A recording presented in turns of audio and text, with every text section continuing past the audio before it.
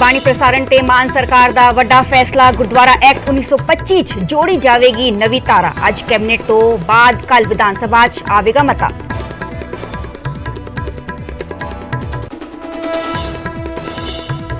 CM ਦੇ ਐਲਾਨ ਤੇ ਐਸਜੀਪੀਸੀ ਦਾ ਕਰੜਾ ਇਤਰਾਜ਼। ਧਾਮੀ ਬੋਲੇ, ਸਿੱਖ ਮਾਮਲੇ ਤੇ ਐਸਜੀਪੀਸੀ ਦਾ ਅਧਿਕਾਰ ਨਾ ਕਿ ਸਰਕਾਰ ਦਾ।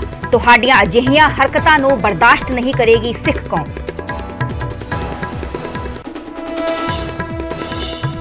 ਮੁੱਖ ਮੰਤਰੀ ਦੇ ਟਵੀਟ ਤੋਂ ਬਾਅਦ ਛਿੜਿਆ ਸਿਆਸੀ ਘਮਸਾਨ। ਸੁਖਬੀਰ ਸਿੰਘ ਬਾਦਲ ਨੇ ਕਿਹਾ, ਇਸ ਫੈਸਲੇ ਨਾਲ ਸ਼੍ਰੀ ਹਰਮੰਦਰ ਸਾਹਿਬ ਦੇ ਹੋਏ ਜ਼ਬਰ ਦੀ ਯਾਦ ਹੋਈ ਤਾਜ਼ਾ। ਤਾਂ ਜਾਖੜ ਬੋਲੇ, ਗੁਰੂ ਘਰ ਜਾ ਕੇ ਮੱਥਾ ਟੇਕੀ ਦਾ, ਮੱਥਾ ਲਾਈ ਦਾ ਨਹੀਂ। ਗੁਰਬਾਣੀ ਪ੍ਰਸਾਰਣ ਤੇ ਮੱਚੇ ਘਮਸਾਨ ਵਿਚਾਲੇ ਵਿਧਾਨ ਸਭਾ ਦਾ ਸਪੈਸ਼ਲ ਸੈਸ਼ਨ ਅੱਜ ਦੁਪਹਿਰੇ 2 ਵਜੇ ਸ਼ੁਰੂ ਹੋਵੇਗੀ ਕਾਰਵਾਈ। ਇਜਲਾਸ ਤੋਂ ਪਹਿਲਾਂ ਕੈਬਨਿਟ ਮੀਟਿੰਗ ਤੇ ਟਿਕੀਆਂ ਸਾਰਿਆਂ ਦੀਆਂ ਨਜ਼ਰਾਂ।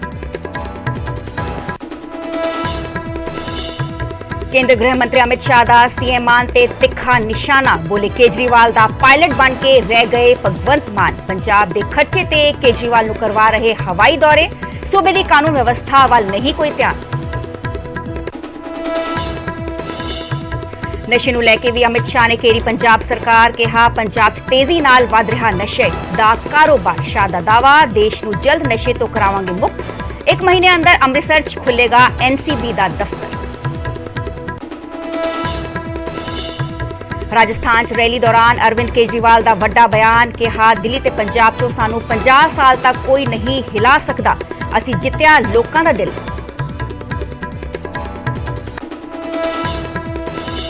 ਨਿਊਜ਼ 18 ਪੰਜਾਬ ਤੇ ਸ਼੍ਰੀ ਅਕਾਲ ਤਖਤ ਸਾਹਿਬ ਦੇ ਜਥੇਦਾਰ ਰਘਬੀਰ ਸਿੰਘ ਨੇ ਕਿਹਾ ਕਿ ਧਰਮ ਪਰਿਵਰਤਨ ਰੋਕਣ ਲਈ ਕਰਾਂਗੇ ਕੰਮ।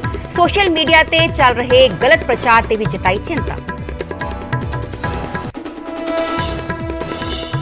ਬਠਿੰਡਾ 'ਚ ਸੇਵਾ ਕੇਂਦਰ ਦੇ ਕਰਮਚਾਰੀ ਨੇ ਕੀਤੀ ਸੀ ਚੋਰੀ। ਪੁਲਿਸ ਨੇ 18,23,000 ਰੁਪਏ ਨਾਲ ਮੁਲਾਜ਼ਮ ਨੂੰ ਕੀਤਾ ਗ੍ਰਿਫਤਾਰ। ਸੇਵਾ ਕੇਂਦਰ ਬੰਦ ਹੋਣ ਤੇ ਘਟਨਾ ਨੂੰ ਦਿੱਤਾ ਸੀ ਅੰਜਾਮ।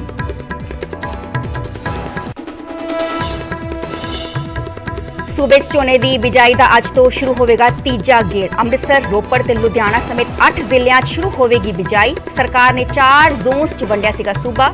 ਬਿਜਾਈ ਲਈ ਵੱਖ-ਵੱਖ ਤਰੀਕਾਂ ਕੀਤੀਆਂ ਤੈਅ।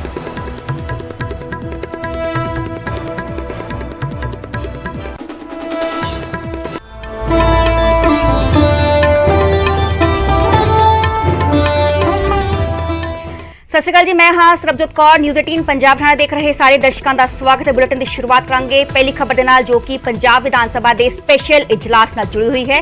ਅੱਜ 19 ਜੂਨ ਤੇ 20 ਜੂਨ ਨੂੰ ਪੰਜਾਬ ਵਿਧਾਨ ਸਭਾ ਦਾ ਸਪੈਸ਼ਲ ਇਜਲਾਸ ਬੁਲਾਇਆ ਗਿਆ ਹੈ। ਸਪੈਸ਼ਲ ਇਜਲਾਸ ਤੋਂ ਪਹਿਲਾਂ ਵੱਡਾ ਬਵਾਲ ਹੁੰਦਾ ਹੋਇਆ ਵਿਖਾਈ ਦੇ ਰਿਹਾ ਹੈ ਕਿ ਗੁਰਬਾਣੀ ਪ੍ਰਸਾਰਣ ਤੇ ਸੀਐਮ ਦੇ ਐਲਾਨ ਤੇ ਘਮਸਾਨ ਮਚ ਗਿਆ ਹੈ ਤੇ ਅੱਜ ਕੈਬਨਿਟ 'ਚ ਆਵੇਗਾ ਕਾਨੂੰਨ ਬਦਲਣ ਦਾ ਮਤਾ। ਉੱਥੇ ਹੀ ਸੀਐਮ ਭਗਵੰਤ ਮਾਨ ਨੇ ਕਿਹਾ ਕਿ ਗੁਰਦੁਆਰਾ ਐਕਟ 'ਚ ਜੋੜੀ ਜਾਵੇਗੀ ਨਵੀਂ ਧਾਰਾ। ਕਾਬਿਲੇ ਗੌਰ ਹੈ ਕਿ ਕੱਲ ਸ਼ਾਮ ਨੂੰ ਸੀਐਮ ਭਗਵੰਤ ਮਾਨ ਦੇ ਵੱਲੋਂ ਟਵੀਟ ਕੀਤਾ ਗਿਆ ਤੇ ਉਹਨਾਂ ਨੇ ਐਲਾਨ ਕੀਤਾ ਕਿ ਜੋ 1925 ਆਲ ਇੰਡੀਆ ਗੁਰਦੁਆਰਾ ਐਕਟ ਹੈ ਉਸ 'ਚ ਨਵੀਂ ਧਾਰਾ ਜੋੜੀ ਜਾਏਗੀ ਤੇ ਉਸ ਤੋਂ ਬਾਅਦ ਜੋ ਇੱਕ ਅਧਿਕਾਰ ਹੈ ਚੈਨਲ ਦਾ ਗੁਰਬਾਣੀ ਪ੍ਰਸਾਰਣ ਤੇ ਉਹ ਖਤਮ ਹੋ ਜਾਏਗਾ। ਮੋਨੋਪਲੀ ਖਤਮ ਹੋ ਜਾਏਗੀ ਤੇ ਗੁਰਬਾਣੀ ਪ੍ਰਸਾਰਣ ਦਾ ਫ੍ਰੀ ਜੋ ਰਾਈਟ ਹੈ ਹਰ ਚੈਨਲ ਨੂੰ ਦਿੱਤਾ ਜਾਏਗਾ। ਨੋ ਟੈਂਡਰਸ ਰਿਕਵਾਇਰਡ, ਸੀਐਮ ਭਗਵੰਤ ਮਾਨ ਨੇ ਲਿਖਿਆ, ਜਿਸ ਨੂੰ ਲੈ ਕੇ ਸਿਆਸੀ ਘਮਸਾਨ ਮਚਦਾ ਹੋਇਆ ਵਿਖਾਈ ਦੇ ਰਿਹਾ ਹੈ। ਦੱਸਦੇ ਕਿ ਅੱਜ ਜੋ ਕੈਬਨਿਟ ਦੀ ਮੀਟਿੰਗ ਹੈ ਉਸ 'ਚ ਮਤਾ ਲਿਆ ਜਾਏਗਾ ਤੇ ਕੱਲ ਵਿਧਾਨ ਸਭਾ 'ਚ ਪੇਸ਼ ਕੀਤਾ ਜਾਏਗਾ ਮਤਾ, ਸੀਐਮ ਭਗਵੰਤ ਮਾਨ ਨੇ ਕਿਹਾ। ਤੇ ਉੱਥੇ ਹੀ ਸ਼੍ਰੋਮਣੀ ਕਮੇਟੀ ਤੇ ਅਕਾਲੀ ਦਲ ਨੇ ਵੀ ਕਈ ਤਰ੍ਹਾਂ ਦੇ ਸਵਾਲ ਇਸ ਫੈਸਲੇ ਤੇ ਖੜੇ ਕੀਤੇ ਨੇ। ਉੱਥੇ ਐਸਜੀਪੀਸੀ ਪ੍ਰਧਾਨ ਹਰਜਿੰਦਰ ਸਿੰਘ ਧਾਮੀ ਦਾ ਬਿਆਨ ਸਾਹਮਣੇ ਆਇਆ ਹੈ। ਉਹਨਾਂ ਨੇ ਕਿਹਾ ਕਿ ਸਿੱਖ ਮਾਮਲਿਆਂ ਤੇ ਐਸਜੀਪੀਸੀ ਦਾ ਅਧਿਕਾਰ ਹੈ। ਉੱਥੇ ਸ਼੍ਰੋਮਣੀ ਅਕਾਲੀ ਦਲ ਦੇ ਪ੍ਰਧਾਨ ਸੁਖਬੀਰ ਸਿੰਘ ਬਾਦਲ ਦੀ ਵੀ ਪ੍ਰਤੀਕਿਰਿਆ ਆਈ ਹੈ। ਉਹਨਾਂ ਨੇ ਕਿਹਾ ਕਿ ਇਸ ਦਾ ਮੂੰਹ ਤੋੜ ਜਵਾਬ ਦੇਵੇਗਾ ਖਾਲਸਾ ਪੰਥ ਤੇ ਅੱਜ ਕੈਬਨਿਟ 'ਚ ਮਤਾ ਲਿਆ ਜਾਏਗਾ ਤੇ ਕੱਲ ਵਿਧਾਨ ਸਭਾ 'ਚ ਮਤਾ ਪਾਸ ਕੀਤਾ ਜਾਏਗਾ। ਆਲ ਇੰਡੀਆ 1925 ਗੁਰਦੁਆਰਾ ਐਕਟ 'ਚ ਨਵੀਂ ਧਾਰਾ ਜੋੜੀ ਜਾਏਗੀ। ਉੱਥੇ ਹੀ ਵੱਖ-ਵੱਖ ਸਿਆਸੀ ਪ੍ਰਤੀਕਰਮ ਸਾਹਮਣੇ ਆਏ ਨੇ। ਹਾਲਾਂਕਿ ਵੱਖ-ਵੱਖ ਸਿਆਸੀ ਪ੍ਰਤੀਕਰਮ ਦੀ ਅਸੀਂ ਗੱਲ ਕਰੀਏ ਤੇ ਆ ਵੀ ਕਿਹਾ ਜਾ ਰਿਹਾ ਹੈ ਕਿ ਜੋ ਆਲ ਇੰਡੀਆ 1925 ਗੁਰਦੁਆਰਾ ਐਕਟ ਹੈ ਉਹ ਸਟੇਟ ਐਕਟ ਨਹੀਂ ਹੈ, ਉਹ ਸੈਂਟਰਲ ਐਕਟ ਹੈ। ਐਸਜੀਪੀਸੀ ਦੀ ਸਪੈਸ਼ਲ ਇਜਲਾਸ ਬੁਲਾਇਆ ਜਾਂਦਾ ਹੈ ਤੇ ਉਸ 'ਚ ਮਤਾ ਪਾਇਆ ਜਾਂਦਾ ਹੈ ਤੇ ਐਸਜੀਪੀਸੀ ਰਿਕਮੈਂਡ ਕਰਦੀ ਹੈ ਸੈਂਟਰ ਨੂੰ ਕੋਈ ਵੀ ਉੱਚ ਅਮੈਂਡਮੈਂਟ ਕਰਨ ਲਈ। ਪਰ ਉੱਥੇ ਹੀ ਦੂਸਰੇ ਪਾਸੇ ਜੇ ਅਸੀਂ ਐਚਐਸ ਫੂਲਕਾ ਦੀ ਗੱਲ ਕਰੀਏ, ਉਹਨਾਂ ਦਾ ਬਿਆਨ ਆਇਆ ਸੀਗਾ ਸਾਹਮਣੇ। ਉਹਨਾਂ ਨੇ ਕਿਹਾ ਸੀਗਾ ਕਿ ਕੋਈ ਵੀ ਐਸਸੀ ਵਰਡਿਕ ਦੇ ਹਿਸਾਬ ਨਾਲ ਅਸੀਂ ਜਾਈਏ ਤੇ ਪੰਜਾਬ ਜੋ ਸਰਕਾਰ ਹੈ ਆਪਣੇ ਲੈਵਲ ਤੇ ਐਕਟ ਪਾਸ ਕਰ ਸਕਦੀ ਹੈ। ਉੱਥੇ ਸੀਐਮ ਭਗਵੰਤ ਮਾਨ ਦੇ ਵੱਲੋਂ ਟਵੀਟ ਵੀ ਕੀਤਾ ਗਿਆ। ਉਹਨਾਂ ਲਿਖਿਆ ਕਿ ਵਾਹਿਗੁਰੂ ਜੀ ਦੇ ਆਸ਼ੀਰਵਾਦ ਸਦਕਾ ਅੱਜ ਇੱਕ ਇਤਿਹਾਸਿਕ ਫੈਸਲਾ ਕਰਨ ਜਾ ਰਹੇ ਹਾਂ। ਸਮੂਹ ਸੰਗਤਾਂ ਦੀ ਮੰਗ ਮੁਤਾਬਿਕ ਸਿੱਖ ਗੁਰਦੁਆਰਾ ਐਕਟ 1925 'ਚ ਇੱਕ ਨਵੀਂ ਧਾਰਾ ਜੋੜ ਰਹੇ ਹਾਂ ਕਿ ਹਰਮੰਦਰ ਸਾਹਿਬ ਜੀ ਤੋਂ ਗੁਰਬਾਣੀ ਦਾ ਪ੍ਰਸਾਰਣ ਸਭ ਲਈ ਮੁਫਤ ਹੋਵੇਗਾ। ਨੋ ਟੈਂਡਰਸ ਰਿਕੁਆਇਰਡ। ਅੱਜ ਕੈਬਨਿਟ 'ਚ ਤੇ ਕੱਲ ਵਿਧਾਨ ਸਭਾ 'ਚ ਮਤਾ ਆਵੇਗਾ ਤੇ ਟਵੀਟ ਕੀਤਾ ਗਿਆ ਸੀਐਮ ਭਗਵੰਤ ਮਾਨ ਦੇ ਵੱਲੋਂ, ਜਿਸ ਤੋਂ ਬਾਅਦ ਸਿਆਸੀ ਬਵਾਲ ਮਚਦਾ ਹੋਇਆ ਵਿਖਾਈ ਦੇ ਰਿਹਾ ਹੈ।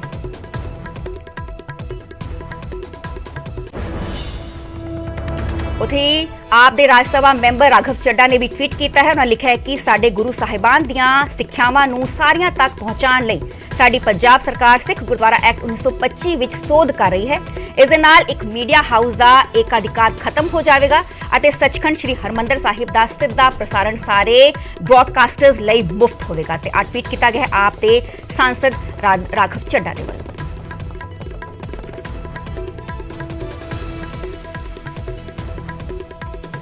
ਉੱਥੇ ਹੀ ਐਸਜੀਪੀਸੀ ਪ੍ਰਧਾਨ ਹਰਜਿੰਦਰ ਸਿੰਘ ਧਾਮੀ ਨੇ ਵੀ ਟਵੀਟ ਕੀਤਾ ਹੈ। ਉਹਨਾਂ ਨੇ ਲਿਖਿਆ ਹੈ ਕਿ ਮੁੱਖ ਮੰਤਰੀ ਭਗਵੰਤ ਮਾਨ ਜੀ ਸਿੱਖਾਂ ਦੇ ਧਾਰਮਿਕ ਮਾਮਲਿਆਂ ਨੂੰ ਉਲਝਾਉਣ ਦੀ ਕੋਸ਼ਿਸ਼ ਨਾ ਕਰੋ। ਸਿੱਖੀ ਦੇ ਮਾਮਲੇ ਸੰਗਤ ਦੀ ਭਾਵਨਾਵਾਂ ਤੇ ਸਰੋਕਾਰ ਨਾਲ ਸੰਬੰਧਿਤ ਹਨ, ਜਿਨ੍ਹਾਂ 'ਚ ਸਰਕਾਰਾਂ ਨੂੰ ਸਿੱਧੇ ਤੌਰ ਤੇ ਦਖਲ ਕਰਨ ਦਾ ਕੋਈ ਹੱਕ ਨਹੀਂ। ਤੁਸੀਂ ਸਿੱਖ ਗੁਰਦੁਆਰਾ ਐਕਟ 1925 'ਚ ਸੋਧ ਕਰਕੇ ਨਵੀਂ ਧਾਰਾ ਜੋੜਨ ਦੀ ਗੱਲ ਕਰ ਰਹੇ ਹੋ, ਜਿਸ ਦੀ ਪ੍ਰਕਿਰਿਆ ਬਾਰੇ ਤੁਹਾਨੂੰ ਜਾਣਕਾਰੀ ਨਹੀਂ ਹੈ। ਤਾਂ ਟਵੀਟ ਕੀਤਾ ਗਿਆ ਹੈ ਐਸਜੀਪੀਸੀ ਪ੍ਰਧਾਨ ਹਰਜਿੰਦਰ ਸਿੰਘ ਧਾਮੀ ਦੇ ਵੱਲੋਂ। ਉੱਥੇ ਸ਼੍ਰੋਮਣੀ ਅਕਾਲੀ ਦਲ ਦੇ ਪ੍ਰਧਾਨ ਸੁਖਬੀਰ ਸਿੰਘ ਬਾਦਲ ਦੇ ਵੱਲੋਂ ਵੀ ਟਵੀਟ ਕੀਤਾ ਗਿਆ। ਉਹਨਾਂ ਲਿਖਿਆ ਹੈ ਕਿ ਕੇਜਰੀਵਾਲ ਦੀ ਆਪ ਸਰਕਾਰ ਦੇ ਮੁੱਖ ਮੰਤਰੀ ਦਾ ਪਾਵਨ ਸਿੱਖ ਗੁਰਬਾਣੀ ਸੰਬੰਧੀ ਐਲਾਨ ਸਿੱਧਾ ਖਾਲਸਾ ਪੰਥ ਅਤੇ ਸਿੱਖ ਗੁਰਧਾਮਾਂ ਉੱਤੇ ਸਰਕਾਰੀ ਹੱਲਾ ਹੈ। ਇਹ ਘਿਨਾਉਣਾ ਫੈਸਲਾ ਸਿੱਖ ਸੰਗਤ ਕੋਲੋਂ ਗੁਰਬਾਣੀ ਪ੍ਰਚਾਰ ਦਾ ਹੱਕ ਖੋ ਕੇ ਗੁਰਧਾਮਾਂ ਦੀ ਸੰਭਾਲ ਸਰਕਾਰੀ ਕਬਜ਼ੇ ਵਿੱਚ ਲੈਣ ਵਾਲ ਪਹਿਲਾ ਖਤਰਨਾਕ ਅਤੇ ਹਿਮਾਕਤ ਭਰਿਆ ਕਦਮ ਹੈ। ਇਸ ਫੈਸਲੇ ਨੇ ਸ਼੍ਰੀ ਹਰਮੰਦਰ ਸਾਹਿਬ ਉੱਤੇ ਮੁਗਲਾਂ, ਅੰਗਰੇਜ਼ਾਂ ਤੇ ਇੰਦਰਾ ਗਾਂਧੀ ਦੇ ਜ਼ਬਰ ਦੀ ਯਾਦ ਤਾਜ਼ਾ ਕਰਵਾ ਦਿੱਤੀ ਹੈ, ਪਰ ਖਾਲਸਾ ਪੰਥ ਇਸ ਦਾ ਮੂੰਹ ਤੋੜ ਜਵਾਬ ਦੇਵੇਗਾ ਤੇ ਟਵੀਟ ਕੀਤਾ ਹੈ ਸ਼੍ਰੋਮਣੀ ਅਕਾਲੀ ਦਲ ਪ੍ਰਧਾਨ ਸੁਖਬੀਰ ਸਿੰਘ ਬਾਦਲ ਦੇ ਵੱਲੋਂ।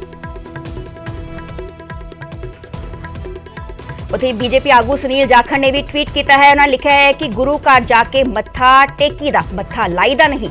ਮੈਂ ਇਸ ਗੱਲ ਦਾ ਧਾਰਨੀ ਹਾਂ ਕਿ ਗੁਰਬਾਣੀ ਪ੍ਰਸਾਰਣ ਤੇ ਕਿਸੇ ਦਾ ਏਕਾਧਿਕਾਰ ਨਹੀਂ ਹੋਣਾ ਚਾਹੀਦਾ, ਪਰ ਜਿਸ ਤਰ੍ਹਾਂ ਤੁਸੀਂ ਆਪਣੀਆਂ ਸਿਆਸੀ ਕਿਣਾਂ ਕੱਢਣ ਲਈ ਸਿੱਖਾਂ ਦੇ ਧਾਰਮਿਕ ਮਾਮਲਿਆਂ 'ਚ ਦਖਲ ਦੇ ਰਹੇ ਹੋ, ਇਹ ਅਤ ਨਿੰਦਣਯੋਗ ਹੈ ਅਤੇ ਮੈਂ ਆਪ ਦੇ ਗੁਰਦੁਆਰਾ ਐਕਟ 'ਚ ਸੋਧ ਦੇ ਇਸ ਇਰਾਦੇ ਦਾ ਸਖਤ ਵਿਰੋਧ ਕਰਦਾ।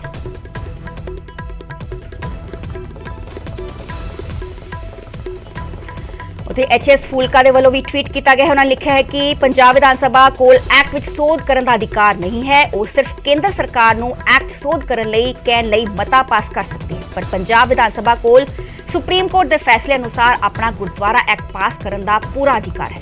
ਪੰਜਾਬ ਨੂੰ ਕੇਂਦਰ ਦੇ ਚੁੰਗਲ 'ਚੋਂ ਬਾਹਰ ਆ ਕੇ ਆਪਣਾ ਐਕਟ ਪਾਸ ਕਰਨਾ ਚਾਹੀਦਾ ਹੈ। ਤਾਂ ਟਵੀਟ ਕੀਤਾ ਗਿਆ ਐਚਐਸ ਫੂਲਕਾ ਦੇ ਵੱਲੋਂ।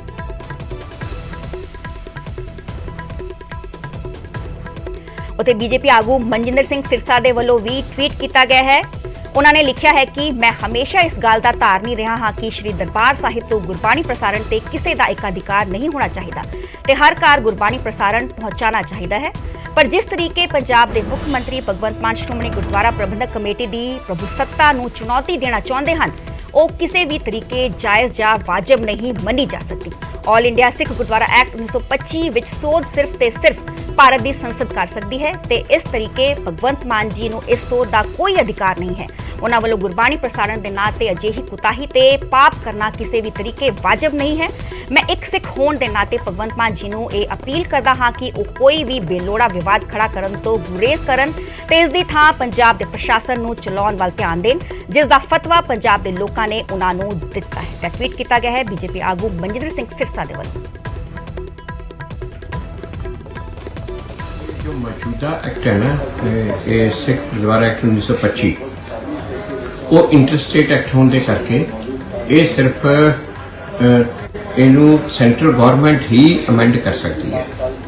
इनू स्टेट गवर्नमेंट ਇਹਦੇ ਵਿੱਚ ਅਮੈਂਡਮੈਂਟ ਨਹੀਂ ਕਰ ਸਕਦੀ, ਪਰ ਸਟੇਟ ਗਵਰਨਮੈਂਟ ਨੂੰ ਪਾਵਰ ਆ ਕਿ ਸਟੇਟ ਗਵਰਨਮੈਂਟ ਆਪਣਾ ਗੁਰਦੁਆਰਾ ਐਕਟ ਬਣਾ ਲੈ। ਹੁਣ ਜਦੋਂ ਹਰਿਆਣਾ ਦੀ ਅਸੈਂਬਲੀ ਨੇ ਆਪਣਾ ਗੁਰਦੁਆਰਾ ਐਕਟ ਬਣਾਇਆ ਤਾਂ ਉਹ ਸੁਪਰੀਮ ਕੋਰਟ ਦੇ ਵਿੱਚ ਐਚਪੀਸੀ ਗਈ। ਸੁਪਰੀਮ ਕੋਰਟ ਨੇ ਉਹਦੀ ਅਸੈਂਬਲੀ ਨੂੰ, ਹਰਿਆਣਾ ਦੀ ਅਸੈਂਬਲੀ ਨੂੰ ਪੂਰੀ ਇਸ ਗੱਲ ਦੀ ਪਾਵਰ ਹੈ ਕਿ ਉਹ ਆਪਣਾ ਐਕਟ ਬਣਾ ਸਕੇ। ਤੇ ਹਰਿਆਣਾ ਦੀ ਅਸੈਂਬਲੀ ਨੇ ਜੋ ਐਕਟ ਬਣਾਇਆ ਉਸ ਨੂੰ ਸੁਪਰੀਮ ਕੋਰਟ ਨੇ ਅਪਹੋਲਡ ਕੀਤਾ। ਇਸ ਕਰਕੇ ਹੁਣ ਹਰਿਆਣਾ ਦੀ ਜੋ ਗੁਰਦੁਆਰਾ ਕਮੇਟੀ ਹੈ ਉਹ ਅਲੱਗਾ ਹੋ ਗਈ। ਇਸੇ ਤਰ੍ਹਾਂ ਹੁਣ ਦੇਖੋ ਪੰਜਾਬ ਦੇ ਵਿੱਚ ਸਿਰਫ ਇੱਕ ਮੈਂਬਰ ਪੰਜਾਬ ਤੋਂ ਬਾਹਰੋਂ, ਇੱਕ ਮੈਂਬਰ ਚੰਡੀਗੜ੍ਹੋਂ ਆਉਂਦਾ, ਇੱਕ ਮੈਂਬਰ ਹਿਮਾਚਲ ਪ੍ਰਦੇਸ਼ ਤੋਂ ਆਉਂਦਾ। ਸਿਰਫ ਉਹ 2 ਮੈਂਬਰਾਂ ਦੇ ਕਰਕੇ ਇਸ ਟਾਈਮ ਇਹ ਜੋ ਇਹ ਦਿੱਲੀ ਜੋ ਇਹ ਗੁਰਦੁਆਰਾ ਐਕਟ, ਸਿੱਖ ਗੁਰਦੁਆਰਾ ਐਕਟ 1925 ਹੈ ਤੇ ਐਚਜੀਪੀਸੀ ਇਹ ਇੱਕ ਸੈਂਟਰ ਸਰਕਾਰ ਦੇ ਅੰਡਰ ਆ ਗਈ। ਮਤਲਬ ਕਿ ਸਾਨੂੰ ਸੈਂਟਰ ਸਰਕਾਰ ਦਾ ਇਹਦੇ ਤੇ ਰਿਹਾ ਅਖਤਿਆਰ ਰਿਹਾ। ਅਸੀਂ ਸੈਂਟਰ ਸਰਕਾਰ ਦੇ ਚੁੰਗਲ ਚੋਂ ਕਿਉਂ ਨਹੀਂ ਨਿਕਲਦੇ? ਪੰਜਾਬ ਜਦੋਂ ਅਸੈਂਬਲੀ ਨੂੰ ਅਧਿਕਾਰ ਆ ਕਿ ਪੰਜਾਬ ਅਸੈਂਬਲੀ ਆਪਣਾ ਐਕਟ ਬਣਾ ਸਕੇ, ਸਿਰਫ 2 ਮੈਂਬਰ ਹੈ, ਇੱਕ ਚੰਡੀਗੜ੍ਹ ਦਾ ਮੈਂਬਰ ਤੇ ਇੱਕ ਹਿਮਾਚਲ ਦਾ ਮੈਂਬਰ, ਉਹਨਾਂ ਨੂੰ ਨਾ ਸਹੀ, ਬਾਕੀ ਤਾਂ ਸਾਰੇ ਮੈਂਬਰ ਪੰਜਾਬ ਤੋਂ ਹੀ ਨੇ।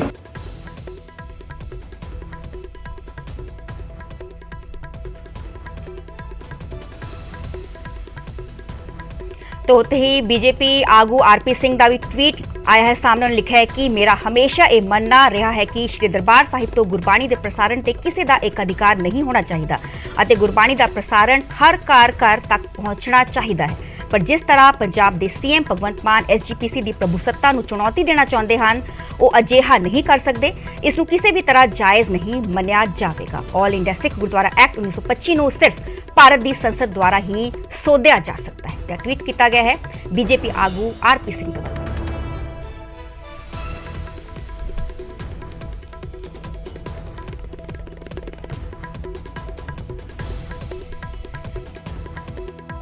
ਆਲ ਇੰਡੀਆ ਗੁਰਦੁਆਰਾ ਐਕਟ ਆ, ਇਹਦੇ 'ਚ ਹਿਮਾਚਲ ਵੀ ਆ, ਇਹਦੇ 'ਚ ਚੰਡੀਗੜ੍ਹ ਵੀ ਆ ਤੇ ਇਸ ਕਿਸਮ ਦੀ ਸੋਧ ਕਰਨ ਦਾ ਅਧਿਕਾਰ ਕੇਵਲ ਤੇ ਕੇਵਲ ਜੇ ਹੈ ਤਾਂ ਪਾਰਲੀਮੈਂਟ ਵਿੱਚ ਕੋਲ ਆ। ਜਦੋਂ ਦਾ ਰੀਆਰਗੇਨਾਈਜੇਸ਼ਨ ਐਕਟ ਬਣਿਆ ਪੰਜਾਬ, ਹਰਿਆਣਾ ਤੇ ਹਿਮਾਚਲ, ਚੰਡੀਗੜ੍ਹ ਸਾਰੇ ਗੁਰਦੁਆਰੇ ਪੈਂਦੇ ਨੇ।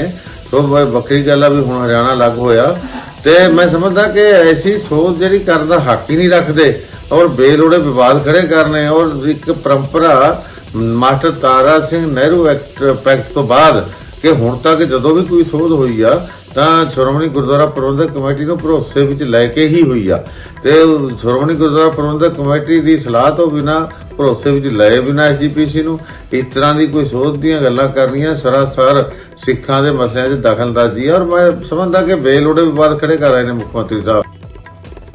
ਮੈਂ ਮੁੱਖ ਮੰਤਰੀ ਭਗਵੰਤ ਮਾਨ ਸਾਹਿਬ ਨੂੰ ਪੁੱਛਣਾ ਚਾਹੁੰਦਾ ਕਿ ਕੀ ਪੰਜਾਬ ਦੇ ਮੁੱਖ ਮੰਤਰੀ ਹੋਣ ਦੇ ਨਾਤੇ ਉਹਨਾਂ ਨੂੰ ਇੰਨਾ ਵੀ ਨਹੀਂ ਪਤਾ ਕਿ ਜਿਹੜਾ ਸਿੱਖ ਗੁਰਦੁਆਰਾ ਐਕਟ 1925 ਹੈ ਇਹ ਕੇਂਦਰ ਸਰਕਾਰ ਦਾ ਐਕਟ ਹੈ ਤੇ ਇਹਦੇ 'ਚ ਅਮੈਂਡਮੈਂਟ ਸਿਰਫ ਦੇਸ਼ ਦੀ ਪਾਰਲੀਮੈਂਟ ਕਰ ਸਕਦੀ ਹੈ। ਫਿਰ ਮੁੱਖ ਮੰਤਰੀ ਸਾਹਿਬ ਕਿਉਂ ਐਸੀਆਂ ਬੇਤੁਕੀਆਂ ਗੱਲਾਂ ਕਰਕੇ ਪੰਜਾਬੀਆਂ ਦਾ ਧਿਆਨ ਭਟਕਾਉਣ ਦੀ ਕੋਸ਼ਿਸ਼ ਕਰਦੇ ਨੇ? ਕੀ ਇਹ ਸਿਰਫ ਇੱਕ ਟੀਆਰਪੀ ਐਕਸਰਸਾਈਜ਼ ਹੈ ਜਾਂ 5 ਵਜੇ ਤੋਂ ਬਾਅਦ ਵਾਲਾ ਟਵੀਟ ਹੈ ਜਿਹਦੀ ਜ਼ਿੰਮੇਵਾਰੀ ਮੁੱਖ ਮੰਤਰੀ ਸਾਹਿਬ ਆਪ ਹੀ ਨਹੀਂ ਲੈ ਸਕਦੇ? ਵੀਰੋ, ਕੀ ਸਿੱਖ ਗੁਰਦੁਆਰਾ ਐਕਟ 1925 ਉਦਾਂ ਹੀ ਹੋਂਦ ਦੇ ਵਿੱਚ ਆ ਗਿਆ ਸੀ? ਪਤਾ ਨਹੀਂ ਕਿੰਨੀਆਂ ਕੁਰਬਾਨੀਆਂ, ਕਿੰਨੀਆਂ ਸ਼ਹੀਦੀਆਂ ਹੋਈਆਂ ਤਾਂ ਕਿਤੇ ਜਾ ਕੇ ਸਿੱਖ ਗੁਰਦੁਆਰਾ ਐਕਟ 1925 ਬਣਿਆ। ਤੇ ਹੁਣ ਕਾਂਗਰਸ ਤੋਂ ਬਾਅਦ ਪੰਜਾਬ ਦੇ ਮੁੱਖ ਮੰਤਰੀ ਸਾਡੇ ਧਾਰਮਿਕ ਮਾਮਲਿਆਂ 'ਚ ਦਖਲ ਦੇ ਕੇ ਐਸੀਆਂ ਜਿਹੜੀਆਂ ਕੋਝੀਆਂ ਹਰਕਤਾਂ ਕੇਜਰੀਵਾਲ ਦੇ ਕਹਿਣ ਤੇ ਕਰ ਰਹੇ ਨੇ, ਇਹ ਕਿੱਡੀਆਂ ਕੁ ਜਾਇਜ਼ ਨੇ? ਉੱਥੇ ਸੀਐਮ ਭਗਵੰਤ ਮਾਨ ਨੂੰ ਮਿਲਿਆ ਹੈ ਨਵਜੋਤ ਸਿੰਘ ਸਿੱਧੂ ਦਾ ਸਾਥ। ਗੁਰਬਾਣੀ ਪ੍ਰਸਾਰਣ ਤੇ ਸੀਐਮ ਦੇ ਫੈਸਲੇ ਨਾਲ ਨੇ ਨਵਜੋਤ ਸਿੰਘ ਸਿੱਧੂ ਨੇ ਕਿਹਾ ਕਿ ਮੁੱਖ ਮੰਤਰੀ ਦੇ ਫੈਸਲਾ ਸ਼ਲਾਘਾਯੋਗ ਹੈ ਤੇ ਨਵਜੋਤ ਸਿੰਘ ਸਿੱਧੂ ਇਸ ਪੂਰੇ ਮਸਲੇ ਤੇ ਸੀਐਮ ਭਗਵੰਤ ਮਾਨ ਦੇ ਨਾਲ ਹੈ। ਹਾਲ ਹੀ 'ਚ ਦੋਨਾਂ ਹੀ ਆਗੂਆਂ ਦੇ ਵਿਚਾਲੇ ਤਲਖੀ ਵੇਖਣ ਨੂੰ ਮਿਲੀ ਸੀਗੀ, ਪਰਸਨਲ ਕਮੈਂਟਸ ਕਰਕੇ ਜੋ ਬਿਆਨਬਾਜ਼ੀ ਵੇਖਣ ਨੂੰ ਮਿਲੀ ਸੀਗੀ। ਪਰ ਹੁਣ ਸੀਐਮ ਮਾਨ ਨੂੰ ਮਿਲਿਆ ਹੈ ਨਵਜੋਤ ਸਿੰਘ ਸਿੱਧੂ ਦਾ ਸਾਥ। ਉੱਥੇ ਹੀ ਨਵਜੋਤ ਸਿੰਘ ਸਿੱਧੂ सीएम भगवंत मान दे नाल ने उन्होंने मुख्य मंत्री दे इस फैसले की शलाघा की है।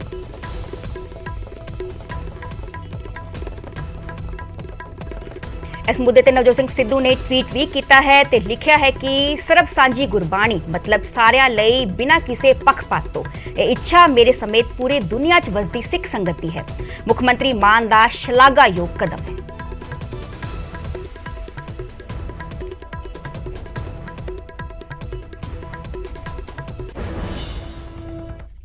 रुक लांगे अगली खबर दा। हुण गल करांगे अमित शाह दे डायरैक्ट अटैक दी। जदों केंद्र गृह मंत्री गुरदासपुर च रैली नूं संबोधन कर रहे सन तां निशाने ते आए सूबे दे मुख मंत्री ते सीएम भगवंत मान नूं केजरीवाल दा पायलट तक कह दिता ते कानून व्यवस्था ते सरकारी इश्तिहारां नूं लैके भी सरकार नूं घेरिया।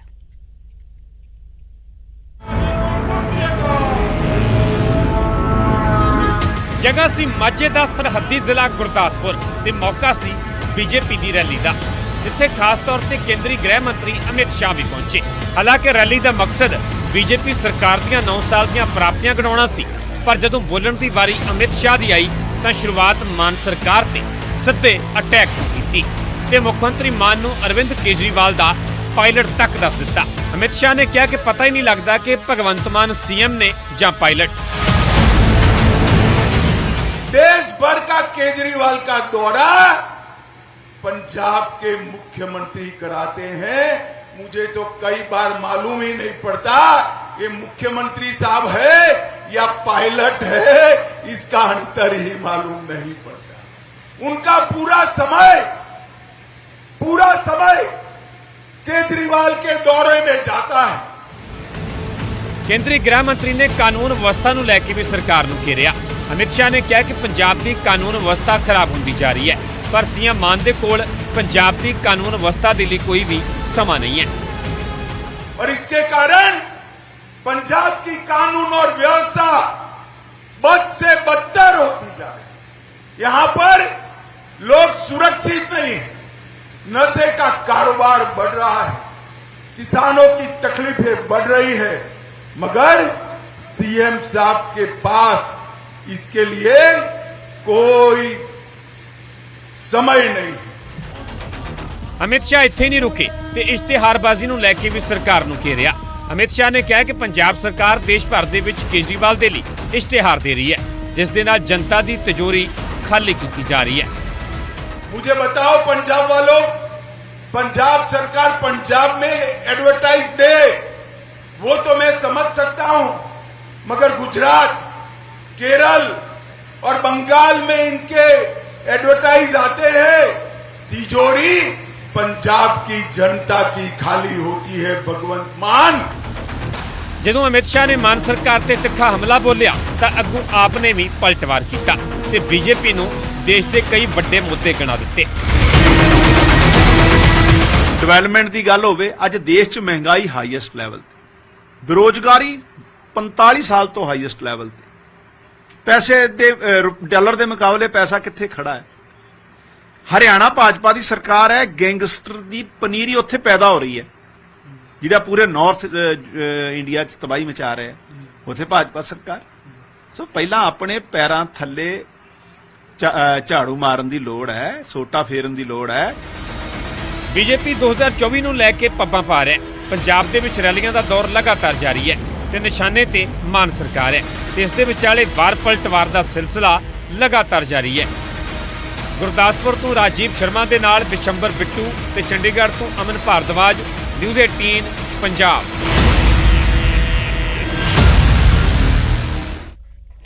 ਹੁਣ ਗੱਲ ਡਰੱਗ ਦੇ ਮੁੱਦੇ ਦੀ, ਜਿਸ ਦਾ ਜ਼ਿਕਰ ਕੇਂਦਰ ਗ੍ਰਹਿ ਮੰਤਰੀ ਵੱਲੋਂ ਕੀਤਾ ਗਿਆ ਤੇ ਨਿਸ਼ਾਨਾ ਪੰਜਾਬ ਸਰਕਾਰ ਤੇ ਸਾਧਿਆ ਤੇ ਜਲਦ ਅੰਮ੍ਰਿਤਸਰ 'ਚ NCB ਦਾ ਦਫ਼ਤਰ ਖੋਲ੍ਹਣ ਦਾ ਐਲਾਨ ਕੀਤਾ ਤਾਂ ਇਸੇ ਐਲਾਨ ਤੇ ਕੇਜਰੀਵਾਲ ਨੇ ਸਵਾਲ ਖੜੇ ਕਰ ਦਿੱਤੇ ਤੇ ਟਵੀਟ ਦੇ ਜ਼ਰੀਏ ਬੀਜੇਪੀ ਤੇ ਤਿੱਖਾ ਹਮਲਾ ਬੋਲਿਆ।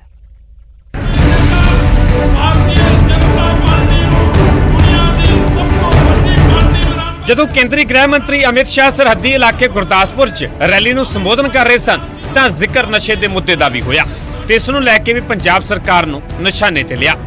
ਕੇਂਦਰੀ ਗ੍ਰਹਿ ਮੰਤਰੀ ਅਮਿਤ ਸ਼ਾਹ ਨੇ ਕਿਹਾ ਕਿ ਪੰਜਾਬ ਦੇ ਵਿੱਚ ਨਸ਼ੇ ਦਾ ਕਾਰੋਬਾਰ ਤੇਜ਼ੀ ਦੇ ਨਾਲ ਵਧ ਰਿਹਾ ਹੈ ਤੇ ਵੱਡਾ ਦਾਅਵਾ ਕੀਤਾ ਕਿ ਦੇਸ਼ ਨੂੰ ਜਲਦ ਨਸ਼ੇ ਤੋਂ ਮੁਕਤ ਕਰਾਂਗੇ।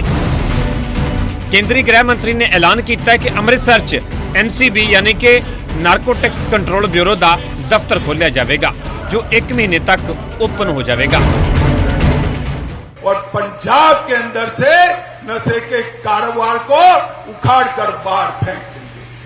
इसके लिए अमृतसर में 1 ही महीने के अंदर एक नशे के कारोबार के खिलाफ लड़ाई लड़ने के लिए 1 ही महीने के अंदर NCB का कार्यालय भी खुलेगा।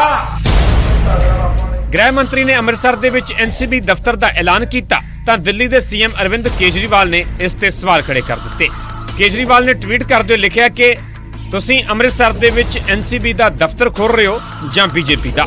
ਫਿਰ NCB ਪਿੰਡ-ਪਿੰਡ ਦੇ ਵਿੱਚ BJP ਵਰਕਰਾਂ ਦੇ ਜ਼ਰੀਏ ਕਿਵੇਂ ਕੰਮ ਕਰ ਸਕਦੀ ਹੈ?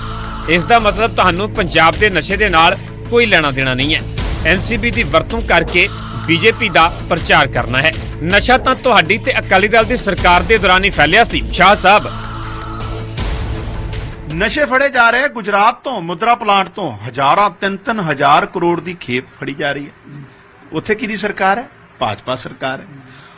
ਇਸ ਕਰਕੇ ਉਹਨਾਂ ਦੀਆਂ ਸਾਰੀਆਂ ਜਿਹੜੀਆਂ ਗੱਲਾਂ ਬੇਬੁਨਿਆਦ ਹੈ। ਔਰ ਸਭ ਤੋਂ ਵੱਡੀ ਗੱਲ ਤੇ ਇਹ ਆ, ਜਿਸ ਜਗ੍ਹਾ ਤੇ ਅਮਿਤ ਸ਼ਾਹ ਜੀ ਅੱਜ ਭਾਸ਼ਣ ਦੇ ਰਹੇ ਸੀ ਗੁਰਦਾਸਪੁਰ ਦੇ ਬੀਜੇਪੀ ਮੈਂਬਰ ਪਾਰਲੀਮੈਂਟ ਉੱਥੇ ਸ਼ਾਮਿਲ ਨਹੀਂ ਸੀ। ਹਾਲਾਂਕਿ ਪਿਛਲੀਆਂ ਸਰਕਾਰਾਂ ਵੇਲੇ ਵੀ ਨਸ਼ੇ ਦਾ ਮੁੱਦਾ ਗਰਮਾਉਂਦਾ ਰਿਹਾ ਤੇ ਹੁਣ ਅਮਿਤ ਸ਼ਾਹ ਦੀ ਪੰਜਾਬ ਦੇ ਵਿੱਚ ਐਂਟਰੀ ਹੁੰਦਿਆਂ ਹੀ ਨਸ਼ੇ ਦਾ ਮੁੱਦਾ ਫਿਰ ਉੱਠ ਗਿਆ ਤੇ ਇਸ ਸਮੱਸਿਆ ਦੇ ਲਈ ਇੱਕ ਦੂਜੇ ਨੂੰ ਜ਼ਿੰਮੇਵਾਰ ਠਹਿਰਾਇਆ ਜਾ ਰਿਹਾ ਹੈ। ਗੁਰਦਾਸਪੁਰ ਤੋਂ ਰਾਜੀਵ ਸ਼ਰਮਾ ਦੇ ਨਾਲ ਬਿਸ਼ੰਬਰ ਬਿੱਟੂ ਤੇ ਚੰਡੀਗੜ੍ਹ ਤੋਂ ਅਮਨ ਭਾਰਦਵਾਜ, ਨਿਊਜ਼ 18 ਪੰਜਾਬ।